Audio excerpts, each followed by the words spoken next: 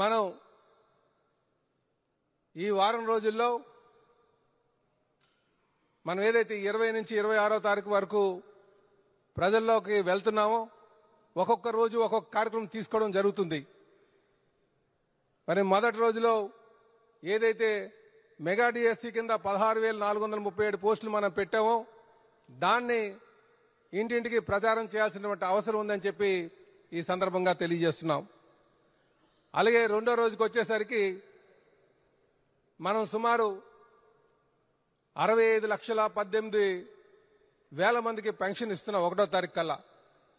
దీన్ని కూడా మనం 1,000 రూపాయలు పెంచి, ఎందుకంటే గత ప్రభుత్వం 250 రూపాయలు పెంచి ఏదో గొప్ప కార్యక్రమం చేసినట్టుగా వాళ్ళు ప్రచారం చేసుకున్నారు. కానీ మనం అధికారంకి వచ్చిన వెంటనే ఆ ఏరియర్స్తో పాటు 1,000 రూపాయలు మనం పెంచినటువంటిది సుమారు 65,18,000 మందికి ఇచ్చినటువంటి పెన్షన్ కోసం కూడా రెండో రోజు ఇంటింటికి ప్రచారం చేసి చెప్పాల్సినటువంటి అవసరం ఉందని చెప్పి ఈ సందర్భంగా తెలియజేస్తున్నాం. మరి మూడో రోజుకి వచ్చేసరికి ఏదైతే ఈ ధాన్యం కొనుగోలుకు సుమారు 16,674 కోట్ల రూపాయలు మనం ఇచ్చాం, దానిపైన చెప్పాల్సినటువంటి అవసరం ఉందని చెప్పి ఈ సందర్భంగా తెలియజేస్తున్నాం.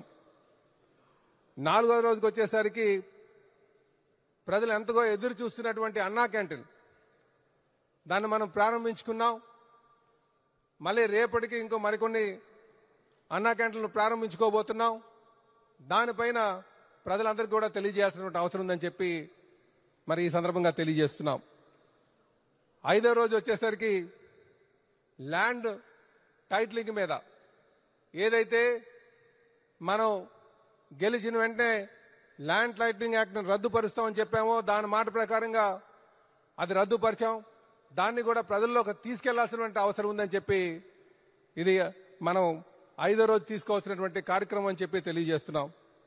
ఆరో రోజుకి వచ్చేసరికి విజయవాడలో ఏదైతే మనకి వరదలు వచ్చి అనుకోని విధంగా ప్రజలు ఇబ్బందులు పడ్డారు, దాన్ని సమర్థవంతంగా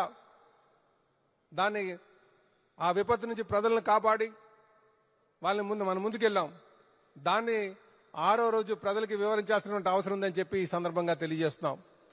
ఇవన్నీ ఎందుకు చెప్తున్నామంటే మనం ఎంత చేసినా సరే మనం చేసిన దాన్ని 10 సార్లైనా ప్రజలకు చెప్పాల్సినటువంటి అవసరం ఉంది.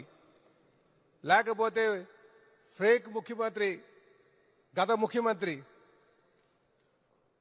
గతంలో ఉన్నటువంటి జగన్మోహన్ రెడ్డి ఆయన అధికారంలో ఉన్నప్పుడు, అధికారం లేనప్పుడు కూడా ఫేక్ గా వ్యవహరిస్తూ సోషల్ మీడియాని ఆసరాగా తీసుకుని ఫేక్ ప్రచారాలు చేస్తున్నటువంటి దాన్ని తిప్పుకొట్టాల్సినటువంటి అవసరం ఉంది. కనుక ప్రచారంలో మనం డోర్ టు డోర్ వెళ్ళి చెప్పాలని చెప్పి ఈ సందర్భంగా తెలియజేస్తున్నాం.